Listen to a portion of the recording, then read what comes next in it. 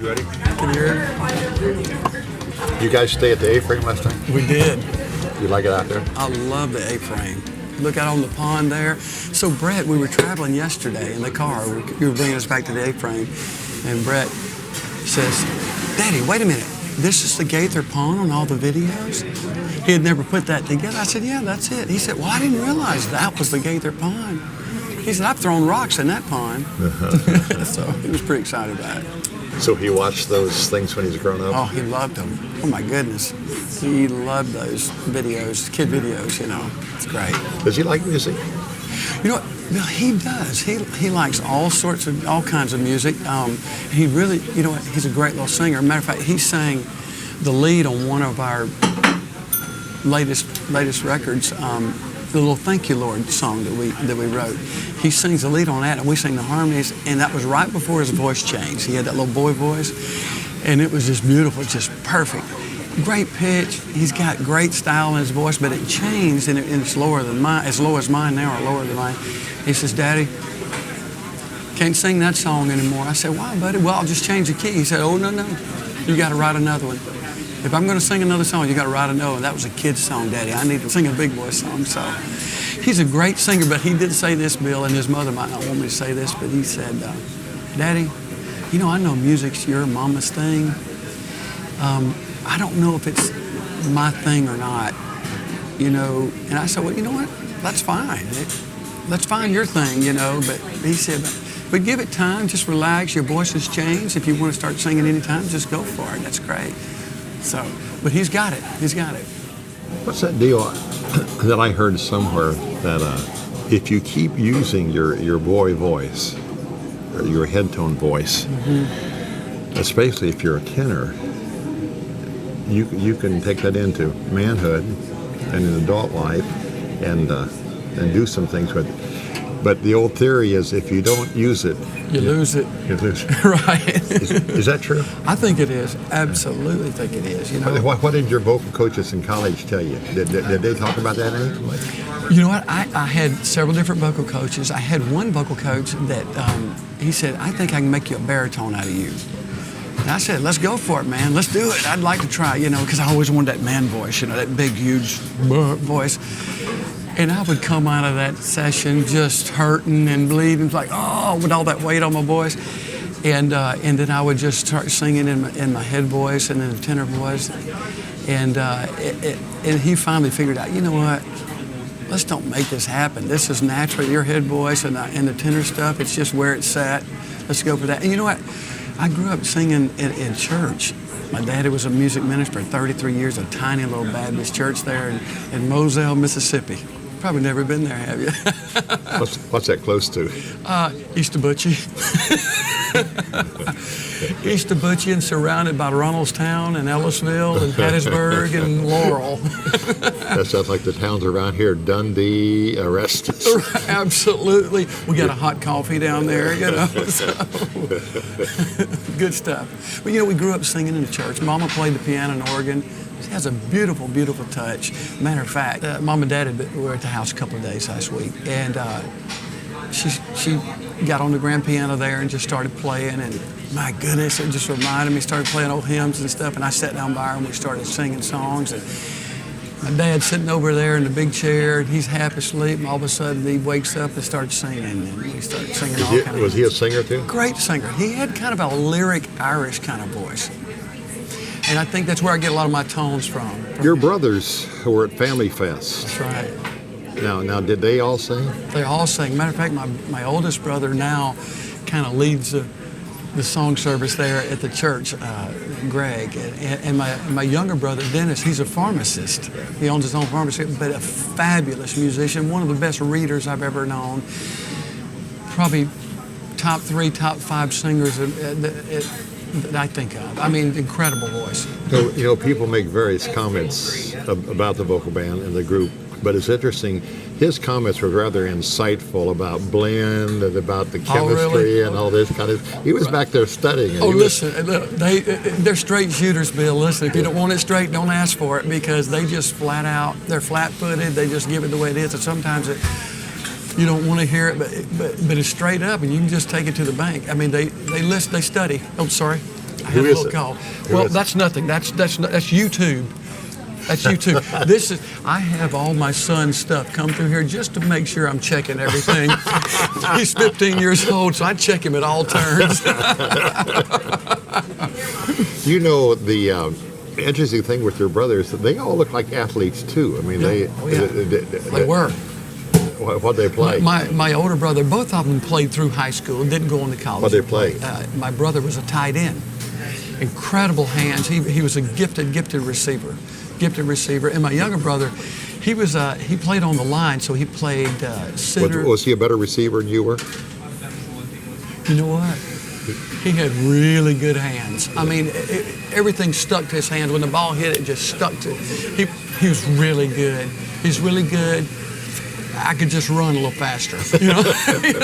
And you got to be able to run when you're a little bit smaller than those big guys, you know. So, yeah, that probably did. But he was really, really, really good. He was a gifted receiver. I think he could have played on in college for sure. Was that any kind of a decision for you, like when you were in college? I mean, did you look at sports and look at music and say, I can do one or the other? They're both going to take a whole lot of time. Right. Absolutely. Well, Billy, it started back when I was in the 9th grade. I played in a band, you know, in elementary school and middle school as a trumpet player. And I loved it. I loved it, especially the concert band. And I had to kind of make a decision. Okay, am I going to march halftime or am I going to play 4 quarters of football? And in the 9th grade, when we moved up to play with the varsity, I actually marched with my football pants on, took my shoulder pads off, halftime, and ran back out. Now, 10th grade, it got serious. I had to really step it up, so I chose to go with the football. Now, on into college, I was a music student living in an athletic dorm. You're talking about polar opposite worlds. I mean, this is, you know, so basically hours, lots and lots of hours. An athlete spends a lot of time training. You know, and if you're not on the field training, you're in the film room watching and studying and learning plays, and it just evolving all the time. And then every week you're studying your opponent, how they move, what the keys, you know, something to key off of and watch them. So, but I was in during the daytime, during class, I was in choir and theory, you know, studying. I was always a little bit torn, you know, both sides, but loved it all. But I really, sports was number one. You you played in a softball tournament? I did. Last week, we won the whole state, Tennessee State tournament. Our team did. Played about 10 games in a day and a half. And what's your team? What's that? Well, where do the guys come from? Yeah, where they come from all over Nashville, Hendersonville, West Nashville, Donaldson, Jolson, Franklin. Are you good? I'm okay. I'm all right, yeah. So, you know, it's fun to play. I tell you, it's fun to play the young guys. I enjoy playing the young guys. The old guys are tricky. Old guys, because they know how to play. They know what to do, where to put the ball, where to place it. Young guys just come up there and just try to hammer and just muscle everything. So it's fun to beat the 22-year-olds and the 25-year-olds. You know, it's a lot of fun. We have a good time. Our team's been together for a long time, and we've won a lot of tournaments. We've lost a lot of tournaments, but we happen to be, we got hot at the right time. But the hang's fun, isn't it? Great hang. They're a band of brothers. Just like what we've got. We've got a band of brothers too. You like that on the bus, the guys? Unbelievable. I'm telling you, it's a great group of guys. You know, I mean, you know, look at Ty. You take Ty. I'm telling you, he's a character. He's a character. You know what? Don't think for a second that he's not the guy you want behind you taking care of you, not for 1 second, just because he might be a little bit not as tall as everybody else. That guy is the one I want on my side. He can take you down fast. In a second. Anybody, in a second, he's unbelievable. But Bill, he has such a servant's heart. Yeah. He's watching everybody at all times. He watches you. He watches me. He watches Adam. He watches Wes. You know, I remember the first time I was on the bus, I'm looking around, kind of looking at the coffee pot, thinking, maybe I want a cup of coffee. That'd be kind of good. He said, you want some coffee, don't you? I said, well, I was thinking, I got it. And it was made. And in my hand before I knew. Yeah. He said, you know, what do you want in it? So he's that kind of guy, just super. And boy, when he gets on stage, his focus is unbelievable. It never comes out of focus, and he's on. all the way through, so it's really great. You know what's beautiful about him? There are times when the three of you are out there, Wes and Adam and you, and he's sitting back there with that towel, wiping the tears out of it. He's connected all the way, isn't he? Unbelievable. And you know, we can feel him. We can absolutely feel him You at feel all that times. kind of spirit. All the time. So, and of course, Wes and Adam, I mean, they're just phenomenal singers. But you know what? I'm just proud to be there. It's so much fun, and you know what? It truly is a band of brothers. When we go out there, I think everybody's got everybody's back. You guys, you know, for those who are listening, I don't go with them, but that there's all four of you guys always checking into a YMCA. Look at this. Did you order? Brother. Did you order? What's that called?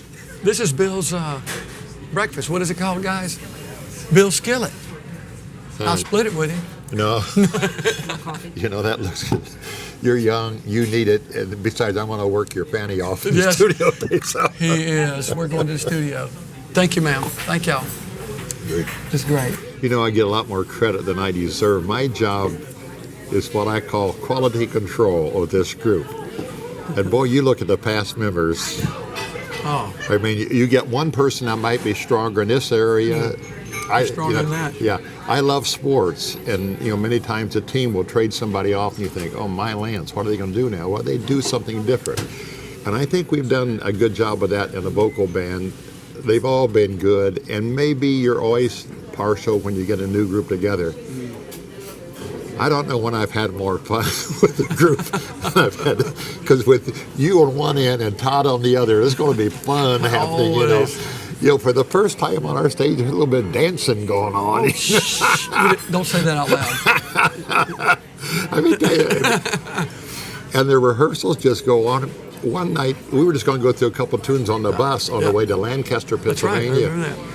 We started at 9:30, and at 12 o'clock, the prayer meeting broke up. You know, at 2 hours and a half of just singing, just for the sheer joy of singing. On the way up to the tour. Yeah. Now, that hasn't happened for a long time, Yeah. but boy, this bunch does love to sing. It's and fun. this new project with Gordon, Oh, it's hard for me to hand over producing reins. yeah.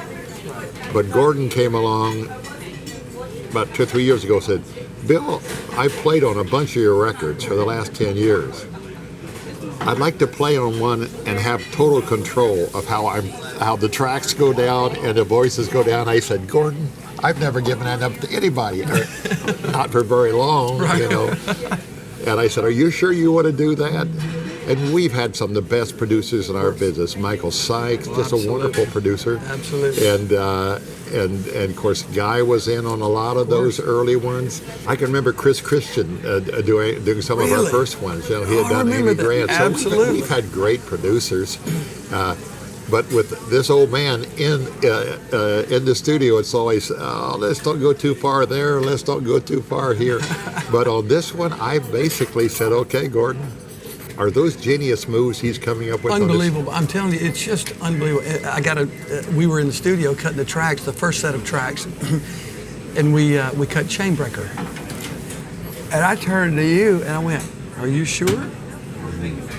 And you said, "Oh yeah, I'm sure. I'm sure all the way." And it's just incredibly fun. We're singing half of the stuff all together on mics, just like a quartet would normally do it. We're singing it down. And Gordon said that's very unusual these days because most people put them down to one voice at a time. One voice, and we do, generally. Now we'll go back in and improve some parts, Sure. but we're doing a lot of singing together, and boy, those guys love to sing together. Yeah. And the tunes on this Chainbreaker, of course, is very big.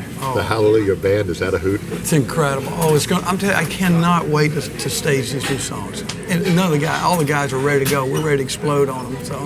And I think I found a song for you. It's that old Irish melody, which has been around a long time. The old English hymn.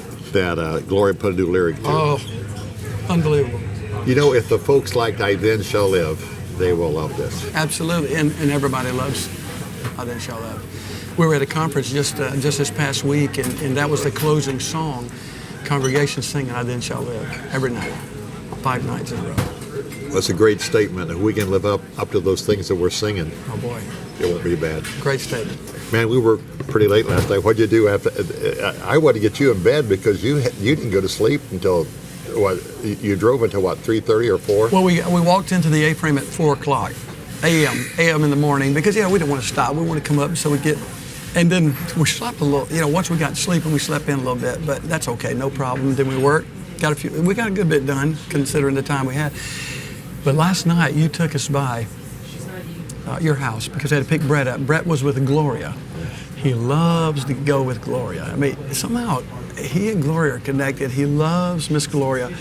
And so Lady Love had broken a couple of nails, and Gloria had called, said, look, you got to go to this place, get your nails done. So she took off to Anderson, got her nails done, and then Brett was sitting there. And we walk in. Now, my boy's 15 years old. He's all boy. And Miss Gloria is sitting there painting. I don't know what they were painting, all kind of wooden things. And on the end of the table next to her, Brett is focused, painting. A small little brush. I'm thinking, what? How did you make that happen? I couldn't make him paint something like that if I had to. But he's sitting quietly, sitting there, focused on a painting. And I'm thinking, I mean, all he would paint back home was maybe some graffiti on a wall. I don't know, but not this. It was just fabulous. So I said, how did you do this? She said, do what? We're just painting. Yeah, Dad, you want to see what we're doing? We're painting. I'm like, good gravy. He needs to spend more time with Miss Gloria. She's got something on it. She's convinced that God has called her to get kids off of the internet and the games that they're playing. It was brilliant. We got 7 grandkids, and her task every time they come is, pull them away. Okay, how can I do stuff? Of course, we got the pool, so then go swimming, and painting, or any kind of. Of course, Liam is into basketball. Your food's gonna get cold. That's so. Okay, don't worry. Hey, but Liam is in basketball. By the way, Liam is fast and very athletic. Maybe finally in the Gaither family we have got, I don't know where, it didn't come from any of my gene pool, but maybe we got one athlete that's going to do something. Let's pray for this food. Father, thank you for this day and chance to be together. Bless our work in the studio and bless this food. Pray in Christ's name. If you've enjoyed this video, click the subscribe button to get the latest content and check out the other great clips on the Gaither Music TV channel.